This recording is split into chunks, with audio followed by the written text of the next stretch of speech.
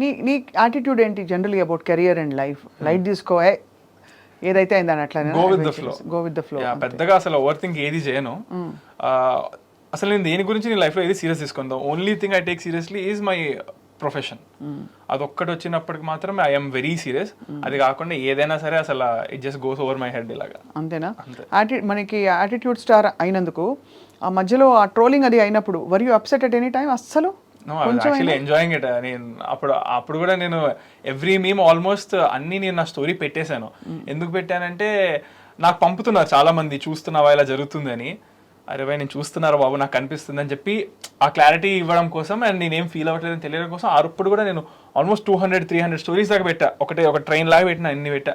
ఎందుకంటే నేను చూస్తున్నాను, నాకు పర్లేదు అని చెప్పి. And they're all entertainment to be honest. I also laughed at them. బాగుండే కొన్ని ఓవర్ ద లైన్ వెళ్ళినాయి. బట్ వాటికి కూడా నేను అంత ఫీల్ అవ్వలేదు. బికాజ్ ఇంకా చిన్నప్పటి నుంచి నేను మా ఫాదర్ పైన బ్యాడ్ కామెంట్స్ కూడా యూట్యూబ్ లో నేను చూశాను. సో చిన్నప్పుడే నేను అవి చూస్తున్నాను కదా మా డాడీ మీద.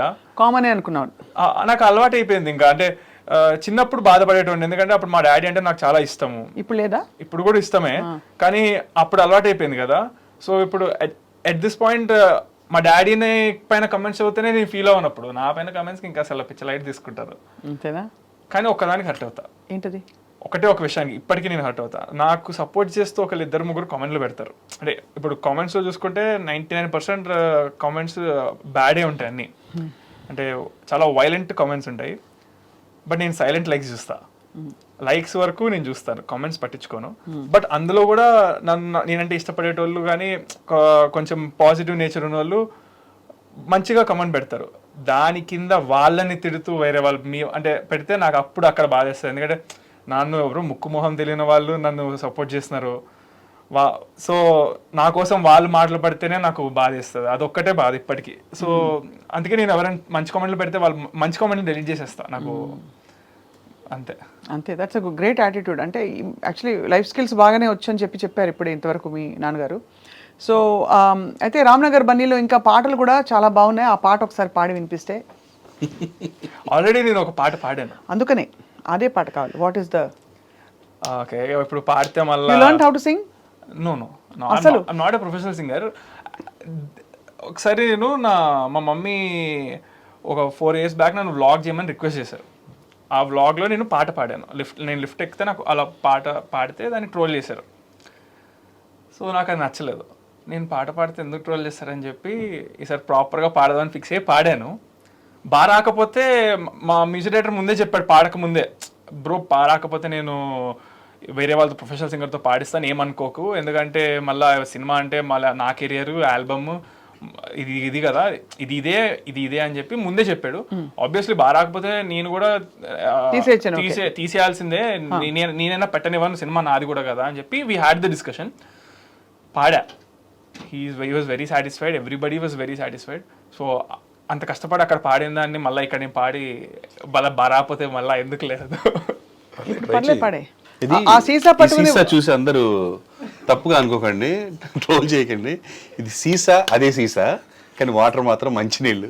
ఎందుకంటే హీ లైక్స్ దిస్ గ్లాస్ అండి. సార్ కెమెరాలో వచ్చి వాసన చూస్తారా సార్? ఎట్లా తెలుస్తుంది సార్? అదే అది కలర్ తెలుస్తుంది తాగే. ఈ మధ్య వైట్ వైన్ అలాగే ఉంటుంది. అయితే ఈ దగ్గరికి ఎలా వచ్చింది ఈ బాటిల్ అని అనుకోవచ్చు. నేను అప్పుడప్పుడు నా ఫ్రెండ్స్ కి పార్టీ ఇచ్చినప్పుడు, ఐ డోంట్ డ్రింక్, సో నేను పార్టీ ఇచ్చినప్పుడు నా దగ్గర ఉంటాయి బాటిల్స్. ఎప్పుడైనా ఫారెన్ వెళ్ళినప్పుడు తీసుకొస్తాము, అందరికి ఇస్తాము, పార్టీస్ ఇస్తాము. అప్పుడు I will collect the bottles. నేను ఎన్ని బాటిల్స్, మంచి బాటిల్స్ కొనుక్కొచ్చినా వీడికి ఇదే బాటిల్ నచ్చుతుంది. నాకు మామూలుగా ఇలాంటి బాటిల్ ఇస్తే మనీ ప్లాంట్ పెట్టుకుంటా సార్ నేను. ఎగ్జాక్ట్లీ అండి. అదే ఒక్కొక్కరికి ఒకటి ఉంటుంది కదా, మీకు మనీ ప్లాంట్ పెట్టుకోవడం ఇష్టం, నాకు అందులోంచి వాటర్ తాగడం ఇష్టం. ఎలాగో క్వాలిటీ బాగుంటది, గ్లాస్ అది గ్లాస్ క్వాలిటీ బాగుంటుంది, సూపర్ ఉంటుంది. అండ్ ఏమో పట్టుకున్నప్పుడు స్టైల్ గా అనిపిస్తుంది నాకు. అది అదే విషయం అసలు. అంతే, ఎలాగో తాగాను కదా. సో టప్పర్ వేర్ పట్టుకుని తాగేటోడు ఎందులో అవుతాడులేండి, కానీ జీవితకాలం పాటు ఉండే మీతో కలిసి ఉండే ఒక బాటిల్ అనిపించుకునే టప్పర్ వేర్ బదులు ఇది పగిలినా కూడా 2 రోజులు పట్టుకుంటే అది యాటిట్యూడ్. దేవుడి దేవుళ్ళ మా ఇంట్లో ఎవరికి ఎటువంటి అలవాట్లు రాలేదు. అదేం గొప్ప విషయం కాదు, బట్ వాటి మీదకి ఇంట్రెస్ట్ నాకే రాలేదు, ఇంకా వాళ్ళకి ఎక్కడ వస్తుంది. ఎప్పుడు లేదు. తాగేటోళ్ళు ఆ తప్పరవేర్లో పెట్టుకొని తాగుతారు కావాలంటే. తాగేటోళ్ళు తప్పని కాదండి, ఎవరి నాకు వాళ్ళకి నచ్చిన హ్యాబిట్స్ ఏమైనా నాకు ఉండొచ్చు, కానీ చెప్తున్నాను. అంతే కదా. కానీ ఎనీవే అది క్లారిఫై అయిపోయింది కాబట్టి ఇప్పుడు చంద్రహాస్ ఒక పాట పాట ఇప్పుడు ఏదైనా, ఈ పాట పాట కనుక అయినా ఇప్పుడు వేరే పాటైనా? వచ్చిందంటే అది అది అంతే ఖచ్చితంగా. కరెక్ట్ వస్తే కరెక్ట్ గా. అంతేగా. అరే అమ్మాయిలు అబ్బాయిలు 1+1 అయితే మీకొచ్చిన ఇబ్బంది ఏంటంట, అరే పూలుంటే తుమ్మెదలు రాకుండా ఉంటాయా చెప్పండి, వాట్ ఈస్ ద రాంగ్ అండి.